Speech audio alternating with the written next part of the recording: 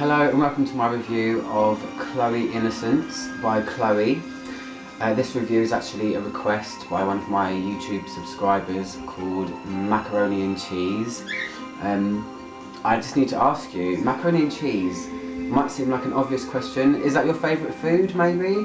Please do message me and tell me why you call yourself that. It's a funny name because you've spelt it differently as well. It's not just spelt the way macaroni and cheese is spelt. But anyway, on to the review. This one you asked for, so this one I'm going to do. This is unfortunately a discontinued fragrance, and it's really heartbreaking. Excuse the bird, he always starts tweeting when I do a review.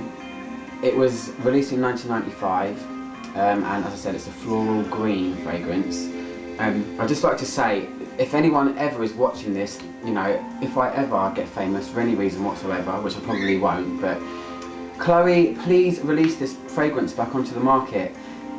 Perfumery has changed so much in the last 10 years or so, and we need something like this back on the market. It's so incredibly beautiful. It's in my top 10 fragrances of all time, and you know, it really just sells for monstrous prices on eBay now. It's ridiculous. When you try and find it, you can find it, but people really kind of take the piss and charge extortionate amounts because they know that people want it. I've had 100ml before. This one is the 50ml version of it. Unusual bottle, but I'll tell you what's in it. So the top notes are, let me just move the bird, excuse me 1 minute because he just really annoys me, bear with me. Literally that bird knows when I press record because then he starts to tweet. I think I'm going to put him in the oven one day. Not really, I love him really. So yeah, as I was saying, onto the notes. So you've got water hyacinth, not found in many fragrances, I don't think, well I've not come across it. Bergamot, that's only got top 2 notes there, so you've got water hyacinth and bergamot. I've actually been researching bergamot a lot today because I'm now, I've enrolled in perfumery art school, which is like, yay, news for me. I love it, I'm so happy. I've got a blog as well, which I'll just put up now. I don't know if anybody would be interested in knowing, but I'm going on a perfume journey, discovery thing, and I'm hoping to get into the industry. So I've joined a course which is absolutely amazing, and I'm blogging everything about it. Anything that I learn, you know, I'm just blogging it. Hopefully it will, what I learn I can share with people and see what happens. I'll put it across the bottom now. Where would that be? I don't know, somewhere. Anyway, so yeah, water hyacinth, bergamot. And then the heart notes are rose, honeysuckle, violet and jasmine. And then the base is musk, vetiver, cedar and iris. So yeah, I mean it's a very delicate composition, I think. I'll show you the bottle. Mine is a bit scratched. I had a 100ml bottle before, and what I'll say about this is each size, the 30ml, 50ml, 100ml, they were all different. The 30ml, I don't know what it looks like, I can't remember. The 100ml one had a top like this, but it went out a lot like that. It was like a bulb out to the side. This one's kind of like a distorted, it's kind of, I would call it ghostly. I don't know, it's really strange, but it's kind of frosted and it has this pearlescent, sorry my alarm's going off, bear with me. It has this kind of pearlescentness to the bottle. It looks kind of like it's got petrol on it. I don't know if you can see it. You can kind of see it more in the lid. I don't know if you can see that. And it's got a silver sprayer. Yeah, and it's kind of a really kind of light blue kind of colour. It's nice. I like it. I don't know. Is it ugly? Is it nice? I'm not sure. Sorry, I have distractions today. Because I'm studying for perfumery, I've got alarms going off telling me to kind of re-smell things and note down things, so that's why I'm kind of jittery today. But yeah, I was showing you the bottle. It's, yeah, it's very unusual, kind of ghostly, as I said before. So, sorry, what does the fragrance smell like? I've had it drying on this hand, as I normally do, and I'll spray it on this hand again. Ah, I just sprayed it that way. What a waste of something you can't buy anymore. That's not good. Yeah, so it's, first of all I'll talk about the overall feel of it. it's the packaging and the name, you know, Chloe Innocence, and the colours they've chosen.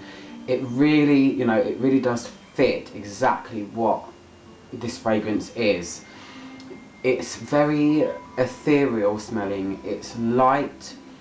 It's flowery, but in a very ethereal, soft way. Even though it's got jasmine in it, jasmine is to me a very rough, thick smelling, heady flower.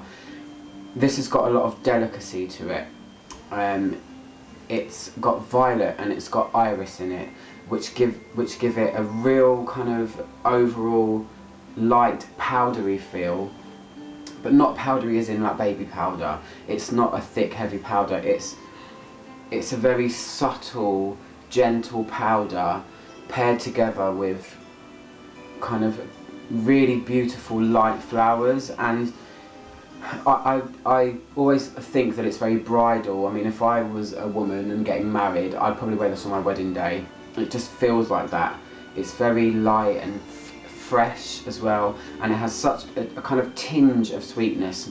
It's not in any way a sweet perfume, but it has a slight tinge of sweetness to it that it's so delicate and beautiful. It's very, very innocent smelling and kind of, I don't know, I don't want to say the word, but virginal, is that a good word to use? I'm not sure, but it is. It's very, oh, it's so pleasant to smell. I wore this once to an aquarium, weird story, and I worked with one of my friends, and it's one of those fragrances that I smelt it on myself all day. It stayed with me. And I'm usually apply. I'm terrible for that because I sometimes get obsessed with top notes of fragrances. But this one, I just wanted more and more and more of it. Maybe the fact that it's delicate made me want to do that, but you don't really need to. I mean, if you can get hold of it, definitely try it. It's really hard. I've sent out samples to this of people in swaps before on a website that I'm on, and while it's been amazing, I really wish that I'd kept more of it for myself. That's really selfish, but you know, when you love something that's disappeared, you have to become selfish in some ways. But for the people that I sent it to, I'm happy that I did. You know, they more than reciprocated back to me. But yeah, I find it quite linear. It doesn't change very much over time. The fact that you've got vetiver and cedarwood in the base, I wouldn't necessarily call it woodsy. Vetiver is very, very kind of strong and grassy and dry. While it is kind of dry smelling, as opposed to being a lush floral, I wouldn't say vetiver really plays a big part in it. It's more about the heart and top notes, if anything at all. It's just very, it's a tough one, you know. It's when you like something so much, it's hard to dissect. It's soft, powdery, ethereal, kind of bridal, like I said, girly. I don't know, kind of youthful smelling fragrance, and that's really all I can say about it. It's tough. I've never really thought about describing it before until today, so macaroni and cheese, you put me on the spot. So that's it really.